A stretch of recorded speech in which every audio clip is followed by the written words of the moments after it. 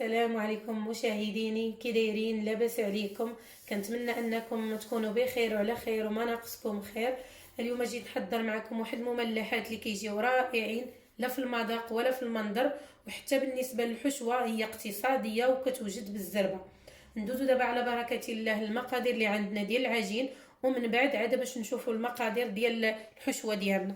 عندي هنايا جوج زلايف ديال الدقيق الابيض، وعندي هنايا نص معلقه ديال الخميره الكيماويه، وعندي هنايا معلقه ديال الخميره الفوريه كبيره بطبيعه الحال، وعندي هنايا معلقه صغيره ديال الملح، وعندي هنايا جوج معالق كبار ديال الحليب بودره، وعندي هنا جوج معالق كبار ديال الزبده، وعندي هنايا الماء اللي صراحه انا ما كنبغيش نعطي الكانتيدات ديال الماء، لان كيبقى على حسب الدقيق. كاين دقيق اللي يشرب الماء بزاف، وكاين دقيق اللي كيهز واحد الكميه قليله ديال السوائل. فديك الساعه ملي غنعجنوا العجين ديالنا غنوريكم كيفاش خاصها تكون بطبيعه الحال لينه وما تكونش قاصحه. ندوزو دابا لبركه الله العجين ديالنا.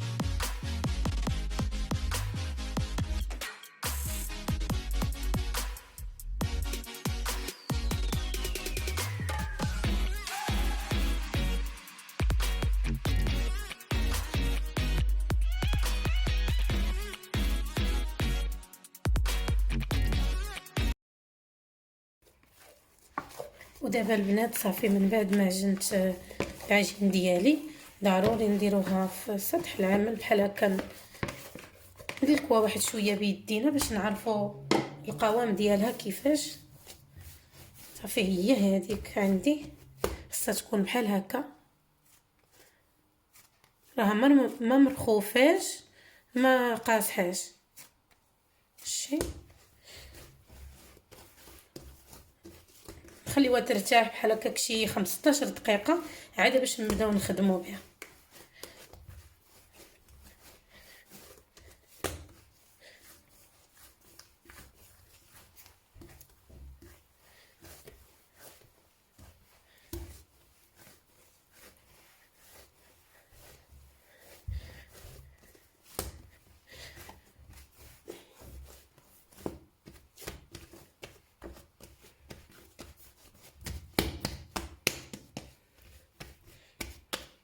صافي دابا نخليوها ترتاح شويه لكم مده ديال 15 دقيقه صافي، ونبداو نشكلوا فيها ان شاء الله.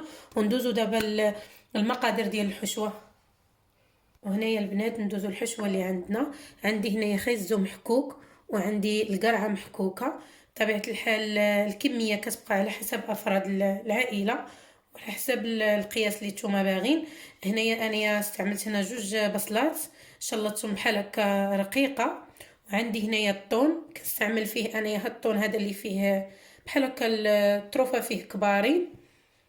وعندي هنايا الفرماج اللي استعملوا اي فرماج عندكم، انا هنايا استعملت غير الفرماج ديال لازانيا. وبالنسبه ملي غنشحر الحشوه غنستعمل هاد الزيت اللي كاين هنايا في الطون، ما غنستعملش شي زيت، غنستعمل هذا صافي. وندوزو دابا باش نشحروا مع بعضياتنا الخضره. البنات بالنسبه للتوابل انا ما قدمتوش معكم في التقديم ديال الحشوه، كنستعمل غير شويه الملح، شويه الابزار، ونص معلقه ديال الهريسه بودره فقط. ندوزو دابا باش نشحروا مع بعضياتنا هاد الخضره. انا كنشحرها كنديرها كلها مع بعضياتها، ما كنشحرش كل حاجه بوحدها لان هكا كتجيني سهله وكتجي مزيانه. صافي انا نحطها بحال هكا تدبل ليا الخضره عاد باش ندير التوابل.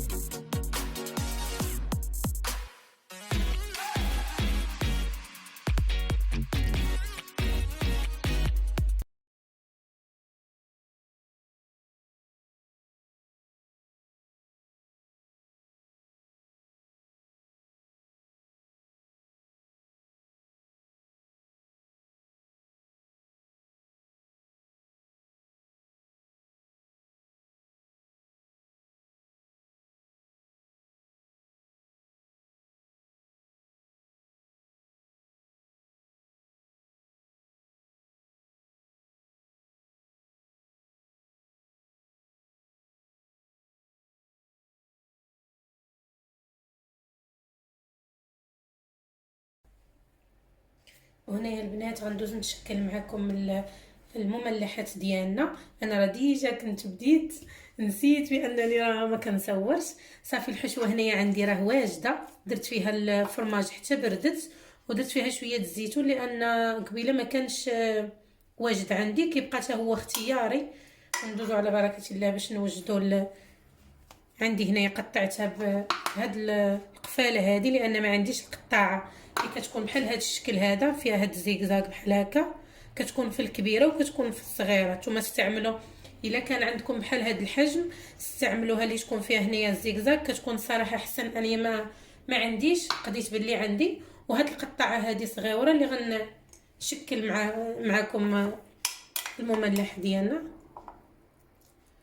كندير واحد القياس ديال العاشق بحال هكا، نحاولوا نقادوها بحال هكا بيدينا باش تجينا في الوسط بحال هكا، ونديروا في سطح العمل شويه الدقيق ونعقبوا نحطوها. الى اللي خافها انها تلصق ليه ولا يعني هذا يديرها بحال هكا في هذه القطاعه بحال هذا الشكل. انا غنحطها هنا حتى نوجد معكم. عندي هنايا هادو اللي قطعت بهذا المقطع هذا صافي، وكنبدا نحط على هذا الشكل هذا في الكاس حتى كنشكل بحال شكل وريضه.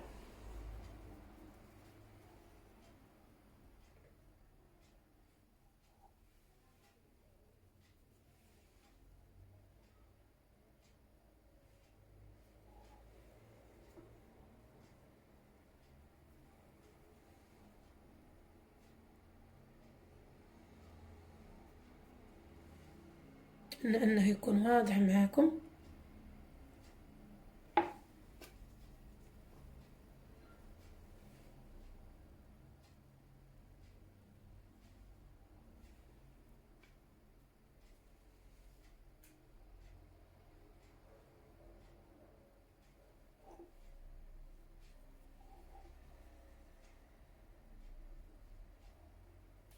بحال هاد الشكل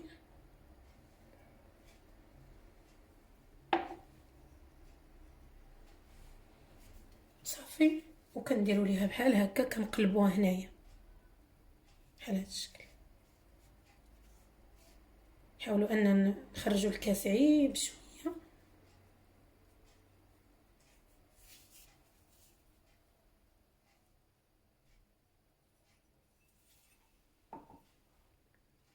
صافي ونقادوها بحال هكا بيدينا باش كتجينا مجموعه.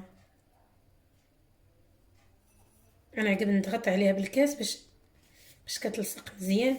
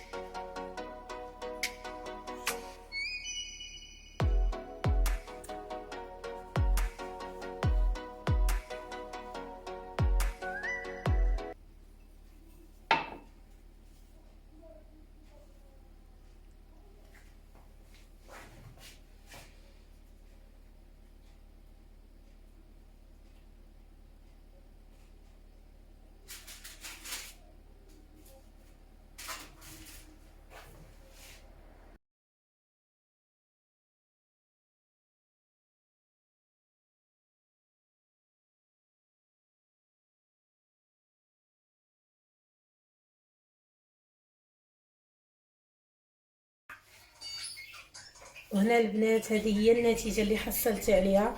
الصراحه كيجي المنظر ديالهم كيجي رائع. كنتمنى انكم تجربوهم وينالوا الاعجاب ديالكم.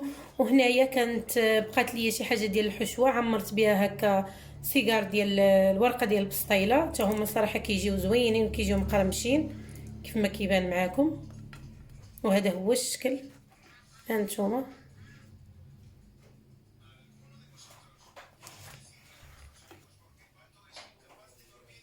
كيجي المنظر ديالهم مغاير على المملحات اللي كنعرفوا. وهنايا كنوصل معكم لنهايه الفيديو. كنتمنى هاد الوصفه انها تنال الاعجاب ديالكم، وما تنساوش اللايك والاشتراك في القناه وتفعيل الجرس، وتخليوا لي واحد تعليق يكون زوين محفز.